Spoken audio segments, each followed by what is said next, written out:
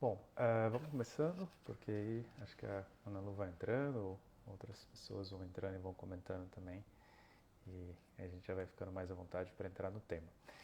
Então esse tema, né, de hoje, a gente trouxe dessa maneira um pouco mais polêmica também, né, para instigar um pouquinho. Então essa pergunta, né, o quão milenar, né, o quão milenar é o yoga, né, essa prática de yoga na verdade, né, que nós temos atualmente. E como subtítulo a gente colocou isso, né? Se o Acro Yoga é yoga. Né? Então essa pergunta é muito interessante, né? Para gente de entender realmente se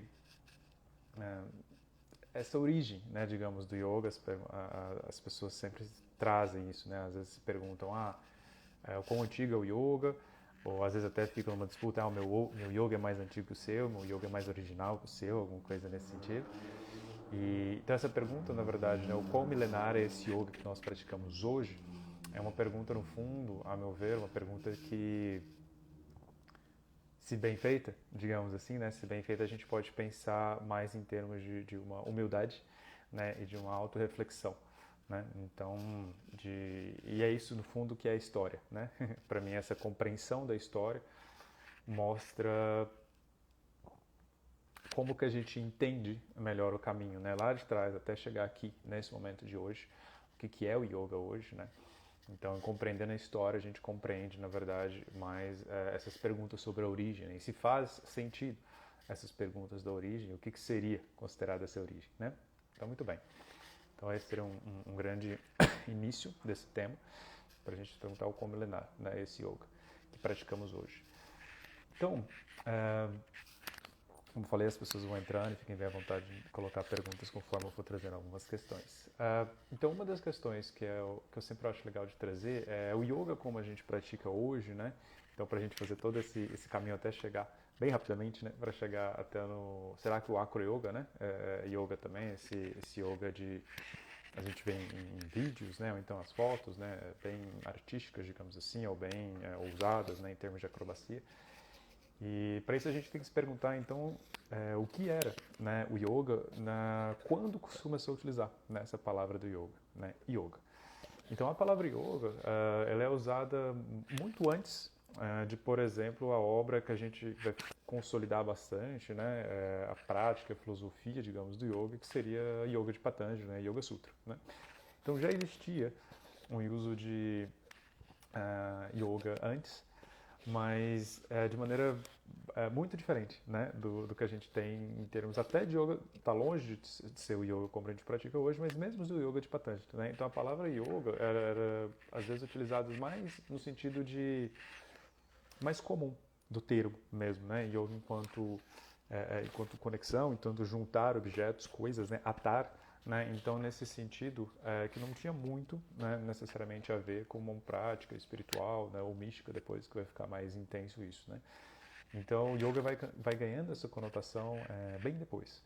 Né? Assim, então, as práticas yogicas, né, que vão ficar depois mais conhecidas, especificamente, repito, depois do yoga de Patanjali, demora um tempo, né, para a gente ter a consolidação dessa palavra. Então, muito bem. Igualmente, o que a gente associa normalmente quando a gente pensa de yoga, pelo menos modernamente? Asana, né? Então, os termos que a gente tem hoje para asana, então para mudras, né, os termos asanas e mudras. E antes que eu digo antes do Yoga Sutra, né? Então a gente está pensando agora em por volta de até 1500, 1300, né? 1500, 1300 é os Vedas, né, por exemplo. Vamos adiantando, então, os Vedas é o que a gente entende como essa grande filosofia védica, né, que na verdade nasce dos povos arianos, né, ali no que viria a ser o futuro da Índia. Depois disso, né, desse momento védico, digamos, a gente começa a ter as Upanishads, que é os que a gente chama de especulações filosóficas, e a partir daí começa também a ter os grandes épicos, né, que é o Mahabharata, o Ramayana, né, e aí dentro aí o Bhagavad Gita, que é mais conhecido. E por aí já tem mais movimentos ascéticos. Então, por volta, então, né, então a gente estava pensando isso 1500, 1300, está avançando um pouquinho agora, por volta de 500 ou 300. Então já tem um uso, já tem uma prática ascética que se relaciona mais a mudras e a asanas, né, na compreensão que vai começar a aparecer no Yoga Sutra depois. Yoga Sutra por volta, digamos, de 200 da Era Comum, se a gente está falando antes da Era Comum, né? Então, muito bem.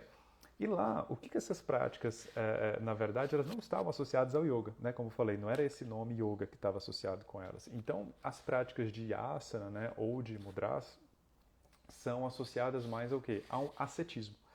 Então, o ascetismo, ele está, óbvio, interligado, né, a práticas de yoga, mas ele não é a mesma coisa, né, que yoga. Então, isso é bem importante a gente ver. Então, essas práticas que a gente pode chamar de precursoras, né? Então, a gente pode ver no cânone mais antigo de Pali, de forma geral, né? Então, como eu disse, do Mahabharata, as práticas jainistas. Então, existia o uso de mudras e de asanas, mas era o quê? O que era o asana, né, antigamente? Era esse sentido original, digamos, do termo, né, esse sentido mais etimológico, que era um assento. Então, asana era você se assentar, você ficar numa posição baixa, normalmente sentado mesmo, né, perto do chão, no chão, e para você, nesse período, fazer uma prática ascética. E qual é a prática ascética? Qual é, de certo modo, o objetivo dessa prática ascética? Então, fui até fazendo umas anotações para depois trazer para vocês, né, alguns conhecimentos específicos. Então, esses asanas, por exemplo, que a gente poderia, dessa época mais antiga, antes do Yoga Sutra ainda que eu estou falando. Então, por exemplo, o Virasana, né, não é descrito, né, não é identificado, mas a gente supõe qual é esse asana. E o Utkatasana também, que está longe de ser essa postura da cadeira que nós temos hoje, né, mas alguma postura de cócoras, né, alguma postura agachada. E nesse momento, a gente não tinha essa ideia do yoga enquanto ideia do asana, né? Enquanto o asana tem que ser firme e confortável, sendo o Yoga Sutra. Então, eu brinco, nesse momento, na verdade, o asana era para ser desconfortável, né? Assim, por quê? Porque ele traz, de certo modo, o desconforto, ele vai mostrar que você tem uma disciplina para manter esse asana, né? Então, esses asanas, né, iniciais, eles estão ligados a posturas mais, um pouco inusuais e a posturas desconfortáveis, né? E para você ficar por bastante tempo, porque isso mostrava uma disciplina, mostrava uma seriedade, mostrava um comprometimento espiritual com a prática, né? Então, mostrava que você realmente levava aquilo a sério, ou você tinha você tinha uma dissociação tão grande em relação ao seu corpo e à sua força de vontade, né, ao seu espírito, que você conseguia se manter em uma postura inconfortável, né, desconfortável, por bastante tempo. Então, isso é muito curioso. Então, esse, digamos, é a origem, né, o comecinho do que seria a asana. Então, sentados, né, tão longe de ser esses asanas em pés, né, não existia... Então, novamente, aqui a gente está falando antes da Era Comum, né? Então, não existia esse cachorro olhando para baixo, essas coisas todas, né? Então, esse asana, no sentido mais original, era um asana desconfortável, né, assim, e sentado, assim, em posturas baixas, né? Por esse motivo, porque o asana estava ligado mais a um ascetismo, estava ligado mais a tapas, né, a algum tipo de penitência, tá? Então, esse originalmente era como a gente pensava os asanas, né, aqui. E depois, quando a gente entra, né, no Yoga Sutra, né, do Patanjali, aí a gente tem esse conhecido sutra, né, que o asana ele é firme e confortável. Por quê? Porque no Yoga Sutra, aí você já entende um asana como um local de assento, né, que tem que ser firme e confortável, porque você quer ficar bastante tempo, não somente num local de penitência, mas porque você quer meditar, refletir por bastante tempo. Todos esses conceitos que começam já a ter vários contornos dentro do Yoga Sutra, né? Então, termos como Purusha ou Prakriti, enfim, Samadhi, Asampragnata Samadhi, Sampragnata Samadhi, né? Samadhi com ou sem cognição, né? Que a gente chama. Então, todos os Ashtangani, né? Que vai aparecer. Então, o asana ali, novamente, sentados, né? Asana nesse sentido de sentado ainda, mas ele já sai um pouquinho desse local de tapas, esse local de ascetismo, né? Para ser um asana é um local firme, é um assento, né? Firme e confortável para você ficar bastante tempo, né? Pensando, refletindo, né? Fazendo as distinções que são necessárias de serem feitas, né? Entre o que sou eu, o que é o meu corpo, o que é o meu eu maior, né? Um Purusha, o que é a minha relação com esse mundo, né? Qual que é a minha relação com a matéria, qual é a minha relação com os fenômenos, qual é a minha relação com o outro, né? Então, esse local de se assentar para se auto-observar e se auto-compreender melhor. Então, esse é o asana, né? No sentido do Yoga Sutra. também tinha tapas, né? Também está influenciado pelo ascetismo Yoga Sutra, né? Também tem essas práticas de tapas e disciplina, né? Mas o asana aqui, então, em geral, né? Mas aqui a lei, então, cria essa divisão. Tem o tapas, que eles dizem lá, mas também tem o asana, que vai ter essa outra significado aqui, né? Essa outra importância. Então, esse é bem de início para a gente entender um pouquinho desse começo, né? Dessa prática, do que seria o asana antes do Yoga Sutra, o asana no Yoga Sutra. E agora, já fazendo o salto, e aí, Vitor, beleza? O pessoal vai entrando aos pouquinhos. E agora já fazendo um salto, né, para o que a gente entende de asana no Hatha Yoga Pradipika, né? Então, o asana no Hatha Yoga Pradipika, né, ele já começa a aparecer alguns asanas não sentados. Então, isso na verdade é uma grande inovação, né, os asanas não sentados, né, aqui.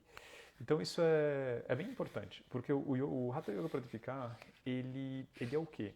Ele é uma grande compilação de práticas ascéticas, igual a gente viu. Então, o que são as práticas ascéticas? Que não necessariamente são estritamente ligadas ao yoga. Estão bastante ligadas, mas têm as suas diferenças. Então, o Hatha Yoga Pradipika está muito influenciado pelas práticas ascéticas, ou seja, são práticas de disciplina, de penitência, né, de se colocar em locais inconfortáveis, né, assim, no sentido de comprovar,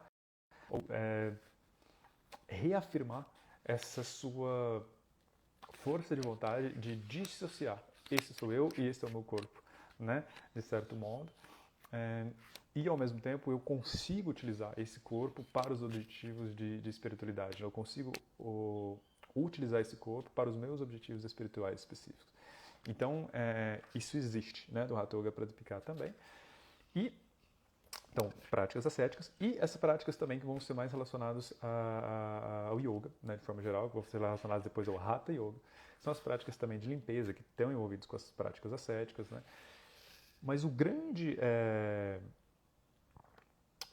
diferencial do Hatha Yoga Pradipika é o quê?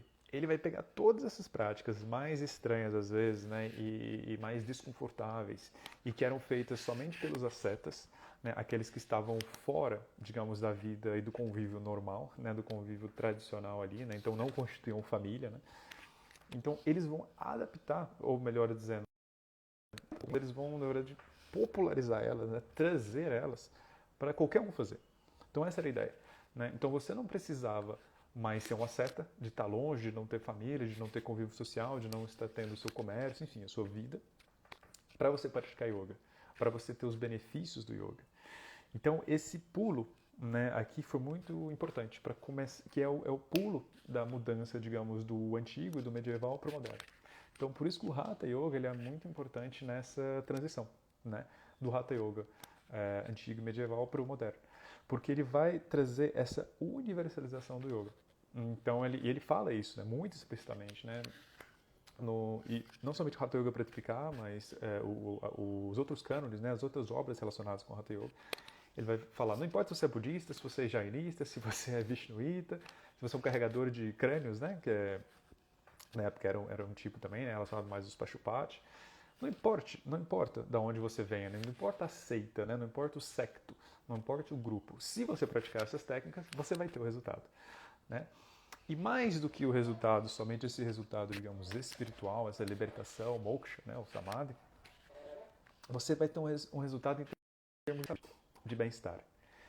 Então aí que o yoga começa a ser mais relacionado também ao bem-estar, ao seu bem-estar nesse corpo, para você viver também dentro da comunidade, para você continuar vivendo a sua vida, né? Digamos assim, não precisando ser necessariamente um asceta recolhido, né? Afastado do dia a dia da sociedade.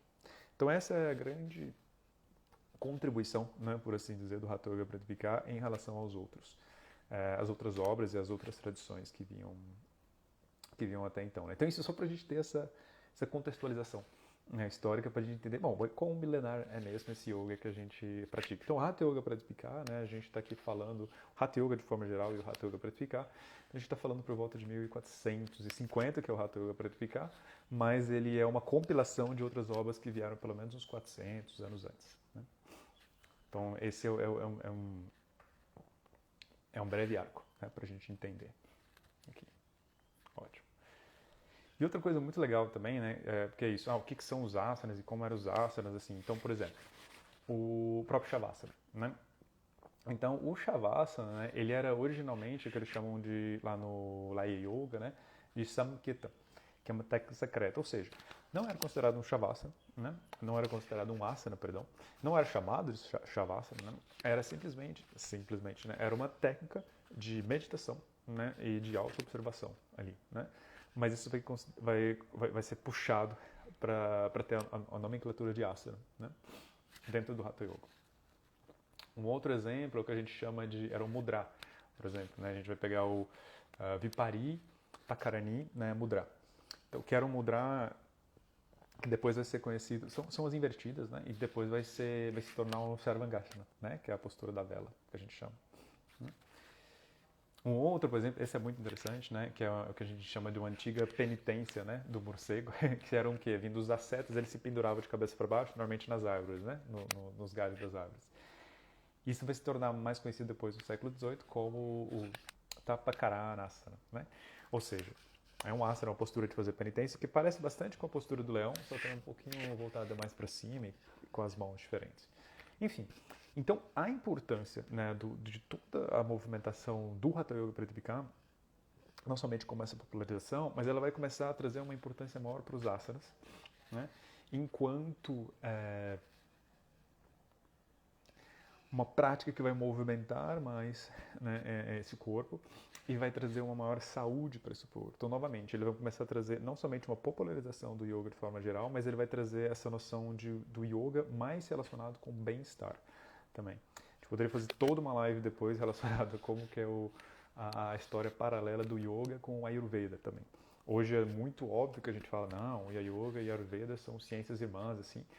Mas se a gente olhar para trás, para a história, tem momentos que, na verdade, são escolas quase rivais, assim. São maneiras ele tem uma rivalidade, uma competição entre elas, né? Isso é muito curioso também, porque também tem uma competição de quem traz mais o bem-estar, né? Então, coisas que parecem tão atuais também, né? Então, qual escola, faça seu marketing da sua propaganda, da sua, sua técnica que traz mais saúde ou bem-estar. Isso também existia, né? Antigamente, isso também estava em jogo antigamente, né? Então, muito bem. Então, isso aqui para a gente continuar pensando e falando sobre asana, né? Então, ainda pensando em asana, agora aí, né? Quando a gente está falando agora em Hatha Yoga Pratipika. Então, no Hatha Yoga Pratipika, o que a gente não tem, né? Digamos assim, e o que hoje a gente tem bastante? Antes de tudo, o que a gente tem no Hatha Yoga Pratipika? 15 posturas. 15 asanas, né? E 7 asanas não sentados, né? Então, só para visualizar que, assim, são muito poucos asanas, né, que tem. São 15 asanas. A maioria deles sentado, né? E mesmo os não sentados, eles são bem perto do chão, assim, e não são muito acrobáticos. Alguns vão começar a ser acrobáticos, né? Com a postura do pavão ou do galo, né? Então a gente já começa a aparecer alguns asanas não sentados, né? E a gente vai ver que vai precisar de um certo tônus, mais tônus para se manter ele. E como eles aparecem, né? Porque a gente sabe isso não somente pelos textos, da maneira como aparecem nos textos, mas também pelos relatos de viajantes. Isso cada vez está sendo mais utilizado nos acadêmicos. A gente vê com os relatos dos viajantes na época, né? Eles falam, tinha um yogi fazendo isso, esse era um yogi. Então, porque os textos às vezes são fechados em si mesmo, né?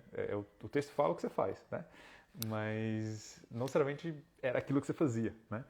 Então, no relato dos viajantes, era, digamos, que eles viam as pessoas e relatavam elas fazendo, né? Então, isso é bem legal. Então, o que eles relatavam eles fazendo? Relatavam os yogis, né, fazendo os hatha yogas, segurando, sustentando as posturas por bastante tempo. Esses asanas por bastante tempo, seja sentados, seja não sentados. Então isso a gente observa, né? Então que ainda nesse momento de yoga não tem nada relacionado à krama, né? Não tem nada relacionado a flow, não tem nada relacionado à sequência, não tem, começa com o cachorro olhando para baixo, depois nem existe cachorro olhando para baixo, né? Então assim, toda a noção de sequenciamento de yoga, né? Toda essa noção de saudação ao sol, né? Assim, por exemplo, de flow, de vinyasa, não existe, né? Nesse momento inicial do Hatha Yoga, né? Aqui. E muito menos lá para trás, né? Do Yoga Sutra e muito menos antes disso, né? Que a gente estava vendo. Então isso é muito curioso para a gente observar como é que vai surgindo essas práticas, né, esses asanas que estão com a gente até hoje. Né? Então, muito bem. É interessante falar, mencionar também, né, que a gente está falando o que era o yoga, né, o que é essa prática de yoga, né, atualmente. Hoje a gente faz essa divisão de filosofia do yoga e prática do yoga, né. Até eu brinco, né, às vezes com os alunos, ou com a aluna, né? Então a gente vai ter aula prática, né, do yoga, e vai ter aula prática de teórica, né, digamos assim, porque a teoria é um tipo de prática, né. Então, antigamente, né, pensar em falar em filosofia do yoga era quase um paradoxo, porque não existe filosofia do yoga, só existe prática do yoga. E o que era a prática do yoga? Né, muito diferente do que a gente tem de prática hoje. Era você parar, dentro do Yoga Sutra, por exemplo, né? Era você parar e meditar, né? Sobre os conceitos, sobre como a sua respiração pode afetar o seu corpo. Então isso é praticar. Né? Só que hoje a gente entende às vezes isso mais como filosofia, porque a gente às vezes precisa da filosofia para entender como era essa prática deles. Né? Mas eles não pensavam que necessariamente, estou fazendo filosofia no Yoga Sutra. Não necessariamente, eles estavam pensando, esse aqui é um manual de práticas, né? Um método de práticas. Tem pouca filosofia, na verdade, no Yoga Sutra, se for parar para pensar. Eles são muito diretos no tem poucas divisões e eles falam mais diretamente. Alô? Voltou? Mostrou que estava suspenso o vídeo um pouquinho. Então, a gente observa... Então, tem pouca filosofia, digamos, no Yoga Sutra, né? Tem muito mais de Vedanta, Shivaísmo da Kashmira, né? Então, tantos outros que vão surgir, né? No budismo nem se fala, né? Muito filosofia, né? Então, tudo isso vem depois, né? Então, tanto que, por exemplo, Vedanta ou Shivaísmo da Kashmira, eles não se falam, nós somos filosofia do yoga. Né? Não, nós somos filosofia, né? Estamos fazendo filosofia aqui. Não, Shivaísmo do Kashmira. Shivaísmo do Kashmira, esse é o nome do Vedanta, né? Nós estamos comentando sobre as especulações filosóficas, isso é a definição de Vedanta. E o yoga está como método, está como técnica, né? Nós usamos as técnicas de yoga para a gente, digamos, dar uma concretização, né, a essa filosofia, né, para a gente colocar essa filosofia em movimento. Então, isso é também, né?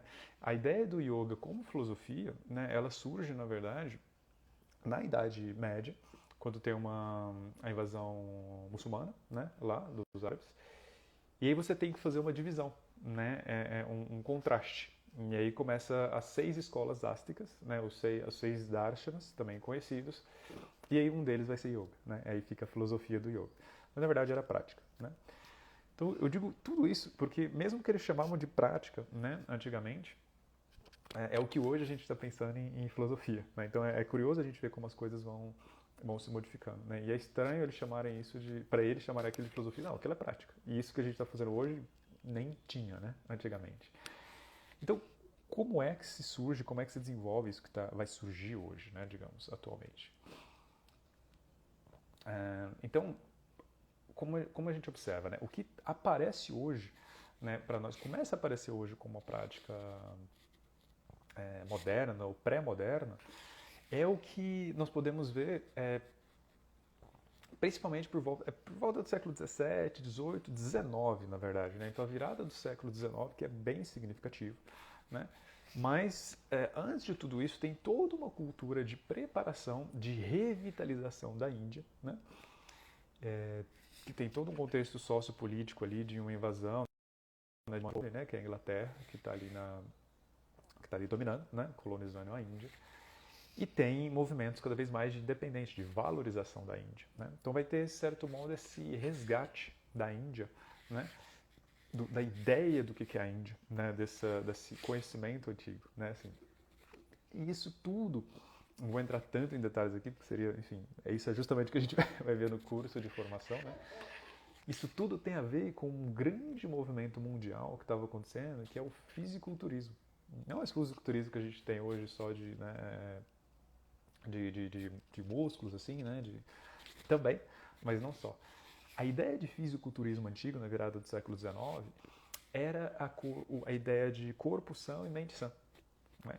Então eu tenho corpo são e mente sã. Né? Então é uma retomada, né, desse ideal também antigo. E está muito ligado, na verdade, à escola do YMCA. Né? Então essa escola dos jovens cristãos. Né? Porque lá era isso. Né? Então eu tenho o corpo né, bem, né, ou com boa saúde, um corpo são, né, eu tenho a minha consciência também muito bem trabalhada. Então é o físico, né, o emocional, digamos também, e o espiritual, né. Então eu tenho esse meu corpo, eu tenho o meu eu, né, meu psique, e também tenho esse maior, essa conexão com Deus. Então é muito interessante, né? O YMCA cristão vai influenciar muito, também tem o YMCA indiano. E essa prática de combinar ginástica, dança, movimentos artísticos, né, o que a gente chama de calistenia antiga, né? Então tudo isso vai ter uma influência imensa, né? Então exercícios de disciplinas militares, né? Disciplinas de repetição, né? Então isso aparece muito também nessa virada do século, né? Então só para vocês terem uma ideia, é aqui que surge, por exemplo, ou melhor dizendo, é compilado o Surya Namaskar, né? Então a saudação ao sol, saudação ao sol, né? Então, como milenar a saudação ao sol? Nós temos saudações ao sol, no sentido que povos fazem uma saudação ao sol desde muito antigamente, isso é verdade, né? Então, mas isso não somente na Índia, né?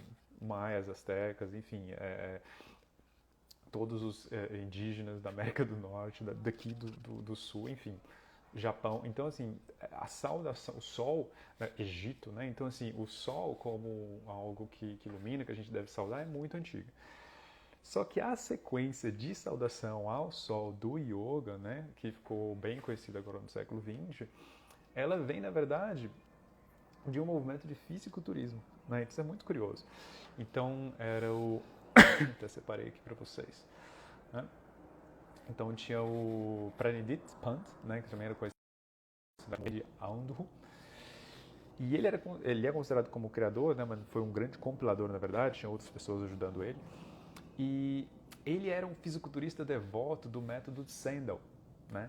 Então, o Surya Namaskar, na verdade, ele foi, digamos, desenvolvido por fisiculturistas e para fisiculturistas. Não era chamado de yoga, né? Então não tinha isso do Surya Namaskar ser relacionado ao yoga, né? Antes. Então isso é muito curioso. Como ele vem a entrar, né, no yoga? Vou fazer uma pausa aqui. Isso está relacionado com a história do Krishnamacharya, né? O Krishnamacharya, que é conhecido talvez como pai do yoga, pelo menos moderno, né, aqui, ele, em 1930 mais ou menos, vai para Mysore, né, começa a trabalhar no Palácio de Mysore, e lá, nesse palácio, ele começa a dar as aulas dele, né, que era chamada de quê? De aulas de exercícios físicos, né, de educação física, no fundo. É o que a gente tem como educação física, é isso que ele dava, né, condicionamento físico. Não era chamado de yoga.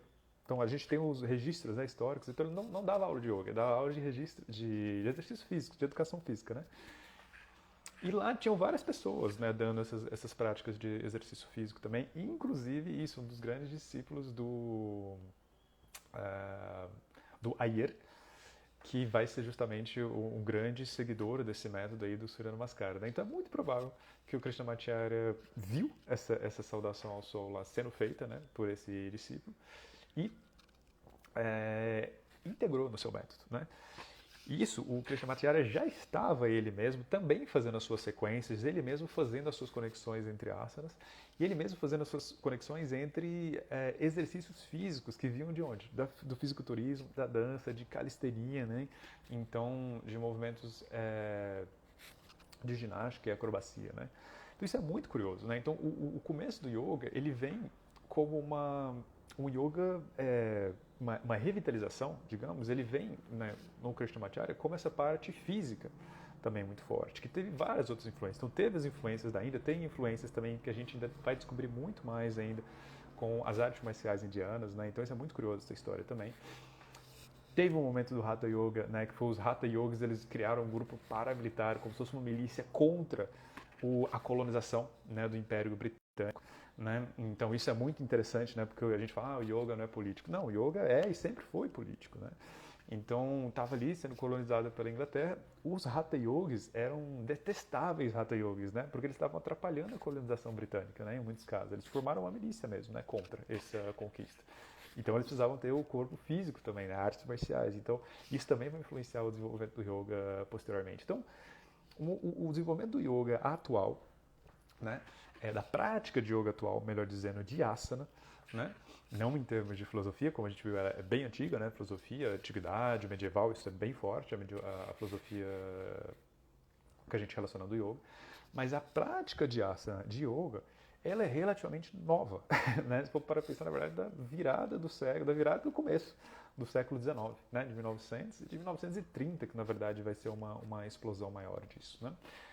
Então isso é muito curioso para a gente pensar, né? De onde vem, o quão milenar essa prática, né, de yoga que nós praticamos, né? Digamos assim.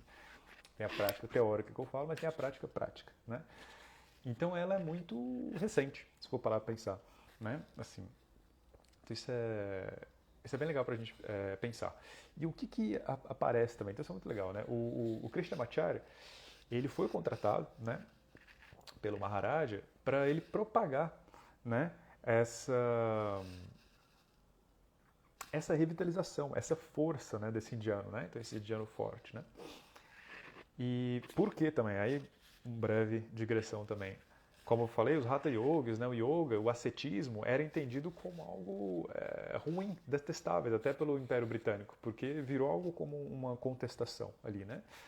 Então, quando eles pensavam em yoga, eles tentavam valorizar mais a filosofia do yoga, né? Especificamente uma filosofia mais ligada ao brahmanismo, não muito ligada ao shivaísmo. Então, não era uma filosofia muito contestadora, digamos, né? Era uma filosofia que mantinha a hierarquia, né, ali daquela estrutura social, inclusive em termos de castas, né?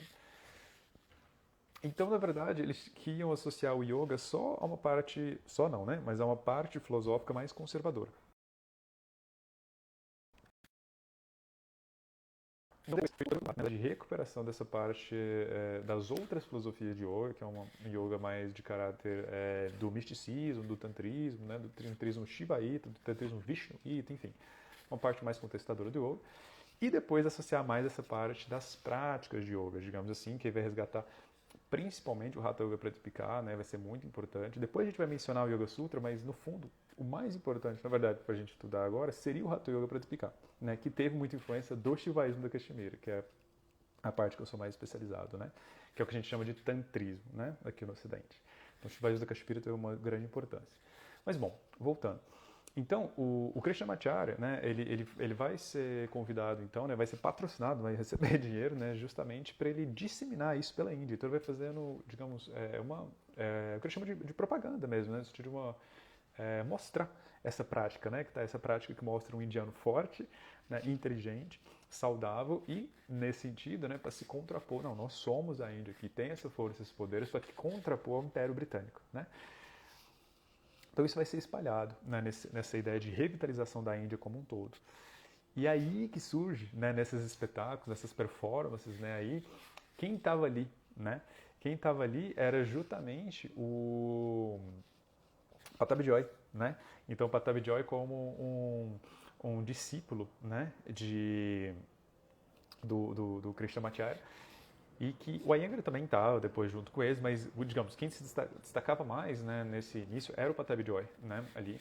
E ele sempre estava fazendo as performances enquanto o Krishnamacharya estava narrando, né. Então era isso, era um grupo de jovens fazendo uma apresentação de yoga, né, no fundo, e o Krishnamacharya falando, então, esse asana é desse jeito, esse asana tem essa inspiração, esse asana tem esse benefício, e tal, e tal, e tal, né, conversando sobre tudo isso, né. Então, muito bem. Então isso era muito interessante, né, de se observar, porque agora já chegando mais no finalzinho dessa conversa, né, rápida que nossa, uma das grandes críticas que o Krishnamacharya escutava era o quê? Ele falava, só verificar aqui se está tudo certinho, beleza, ótimo, o pessoal está passando as informações da formação. Uma das grandes críticas que o Krishnamacharya escutava, né, falava assim, isso aí não é yoga, isso aí é acrobacia. Então isso é muito curioso, né? Então, por quê? Porque era performático, né? E o Krishnamacharya falou, mas a gente tem que ser performático mesmo, né? Então a gente tem que ser o mais ousado, com posições mais difíceis, que usam mais força, ou mais flexibilidade, ou que mostra muita mobilidade, né? E então ele foi criticado de estar fazendo acrobacia, né? De estar fazendo circo, né? Assim. E por quê? Porque justamente, talvez ele não estava na expectativa que as pessoas tinham do que seria yoga, né? Mas ele sentia, né? Inclusive é uma frase que a minha professora de Acro Yoga, né, fala, que é a Jessie Goldberg, atualmente, eu gosto muito, que ela fala, come for the tricks, stay for the love. Né? Então, venha pelos truques, mas fique pelo amor. Né? Então é isso, e é exatamente isso que ele estava fazendo. Então as pessoas iam para o yoga pelos truques, né, digamos assim, elas iam pelo yoga pelo maravilhamento, né, por uau, que coisa que eu posso fazer, posso melhorar meu corpo e minha saúde, né? Mas ficava, digamos, pelo amor, né? Ficava depois pela filosofia, ficava pela serenidade, ficava por algo além, né, que o yoga trazia, que não era só esse lado externo, né? Então, isso é muito curioso, né, como método de propaganda, né, de certo modo, que era feita, né, pelo próprio Krishnamacharya, né, antigamente. E isso vai ficar muito forte, né? Então, o Krishnamacharya vai depois influenciar todos esses, né? Por isso que é considerado o pai do yoga moderno. Vai influenciar o Pattabhi Joy, Iyengar, né? Enfim, Vinyasa Flow, Power Yoga, né? Ashtanga Yoga. Então, Acro Yoga, né? Então, o Acro Yoga vem de dois dançarinos que depois se formaram, né? Em Ashtanga, depois fizeram a Iyengar, né? Enfim, tem todo um estudo que a Jess Goldberg e o Eugene Poku, né? do método Acro Yoga Montreal, que é onde eu venho também. E para casar isso, né? Então eles são digamos, acrobacia como a consciência yógica, né? E era muito isso, na verdade, que era o que estava acontecendo nesse início também. Né? Eu brinco, às vezes o pessoal fala, não, acro yoga não é yoga, né? O pessoal fala, eu sei a raiz do yoga, né? Eu falo, bom, a raiz do yoga, o pessoal às vezes fala, a minha yoga é mais antiga, né? Eu faço a prática original de yoga. Não, a prática original de yoga, então, você tinha que ser Brahmani, né? Branco, branco no sentido de mais branco, né? Porque tem toda uma gradação de castas na Índia que é pela cor, né? Então, Brahmani, branco, né? Cisgênero e homem, né? Não poderia ser mulher, né? Naquela época antiga. Então, assim, o yoga antigo, e era sentado, né? Você faria sentado e meditava, né? Não tinha nada disso de asanas e tudo mais, no sentido moderno do termo. Então, o termo antigo, a maneira antiga da gente entender yoga, né? É uma maneira muito excludente também. Então, tem partes incríveis, tem partes muito profundas e serenas? Tem. Mas tem outras partes que são extremamente excludentes, né? Então, respondendo, digamos, essa pergunta, né? O quão milenar é esse yoga que praticamos? Uma parte dele é muito milenar mesmo, né? Então, essa parte da filosofia, né? Essa parte dos conceitos de Purusha, de Prakriti, enfim, depois Kundalini, Bhairava, Bhairavi, Spanda, né? Esse conceito de vibração, de pulsação, do Hatha Yoga, com todos os pranayamas, Samadhi, enfim, tudo isso é antigo, né? Esses conceitos são antigos e até milenares, né? Seja eles medievais ou antigos. Não são milenares também no sentido de 5.000 anos atrás, porque o pessoal empolga, né? Então, são milenares no sentido de começo do primeiro milênio, né? Então, e depois, e mais desenvolvido ainda, depois no século X, XI, né? Tem uma explosão, digamos, do yoga em termos de consolidação de pensamento, de filosofia e de prática também, né? As compilações, as sistematizações começam a ficar mais claras ali no final do medieval. Então, nesse sentido, ele é antigo, né? Nesse sentido, é uma prática milenar, né? O yoga. Mas, em outro sentido, em termos de prática de asana, né? Então, a prática nossa, né? Então, saudação ao sol, Surya Namaskar, né? O cachorro olhando para baixo, guerreiro, né? Todas essas noções que a gente tem hoje é extremamente contemporânea, né? Isso não necessariamente é ruim ou é bom, é o que é, né? Assim, então, o que é importante para a gente é entender a história de uma prática, né? Para a gente também não se apropriar de uma prática e fazer dela o que a gente quiser, né? Nesse sentido. Mas entender a história dessa prática. Entendendo a história dessa prática, a gente entende, de certo modo, qual é a constituição dessa prática, de onde ele vem, para onde ela pode estar caminhando. A partir daí, é claro, cada um vai dar um certo direcionamento seu, né? E está tudo bem, né? No sentido que o yoga, como eles trazem como método também, né? Na verdade, ele tenta ser não sectário, né? Cada vez mais não sectário, né? O Yoga Sutra já traz um pouco isso em relação aos ascetas. O Hatha Yoga Pratipika traz mais além, né, isso ainda mais, né, então não somente ascetas, mas qualquer um pode trazer isso, e o yoga moderno mais ainda, né, então qualquer um mesmo pode fazer isso, não precisa nem ser indiano, né, ainda tinha essa discussão na época, né, do Krishnamacharya, os ocidentais fazendo yoga, né, então é importante que a gente continue se atualizando, que a gente continue se movendo, né, para um yoga cada vez mais moderno, para um yoga cada vez mais contemporâneo, no sentido que a gente estuda mais anatomia, estuda mais psicologia, né, estuda mais como cuidar desse nosso próprio corpo, né, mas ao mesmo tempo entendendo essa história, né? Para não falar, yoga é qualquer coisa que eu queiro na minha cabeça, né? A gente, isso é yoga, aquilo é yoga. Então, a gente às vezes fala de maneira muito leve, né? E leve e leviana, né? Na verdade. Né? Então, é importante a gente saber a história para falar de onde é que a gente está saindo e para onde é que a gente quer caminhar. Então, isso é muito importante, né? E justamente isso, né? A Paula mencionou aqui, esse é um dos propósitos dessa live também, né? Da gente começar a movimentar esses assuntos, trazer essas questões instigantes. E porque justamente a gente vai ter um curso, né, de aprofundamento, de formação de professores de yoga, né, começando agora em setembro.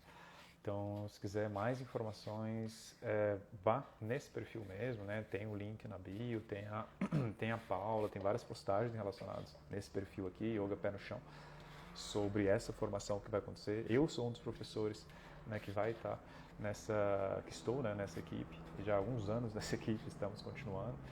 E é isso, então é uma equipe fantástica, né, de professores que justamente estão trazendo o contemporâneo para a gente combinar, né, essa essência, né, do yoga com a ciência, né? Então, yoga, essência com ciência. Então, isso é muito é o que a gente busca, né, aqui. E para mim sempre é uma grande oportunidade, uma grande instigação, né? A gente sempre está se repensando, nossa, tem isso, nossa, tem aquilo. Onde é que veio o primeiro asana, né? E então isso é muito curioso, né? Da gente sempre estar se perguntando e da gente conseguir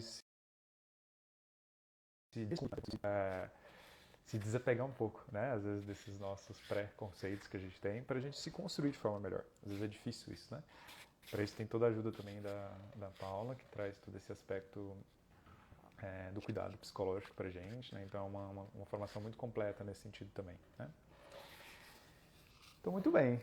Não quero passar muito aí do tempo também, que a gente tinha planejado. Por algum motivo não deu certo da Ana Lu entrar aqui, mas enfim, vão ter outras oportunidades com ela, né, também. Essa live fica gravada, não sei se a Paulinha ou outra pessoa quer fazer algum comentário. Vi algumas falas aí no meio e fui tentando comentar ao longo dessa minha fala, dessa conversa com vocês também. Então é isso, vai ficar gravada essa live. Muito agradecido e espero que tenham curtido, aproveitado aí essas instigações. E no mais é isso então. Aproveitem o curso, uma oportunidade única para você que está em qualquer lugar do Brasil, até fora, né? Tem pessoas que estavam fazendo até fora essa formação, porque é isso, é online. Então é uma oportunidade bem legal, né? Então é bem menos custos também, né? De viagem, logística, então enfim, é realmente fantástico.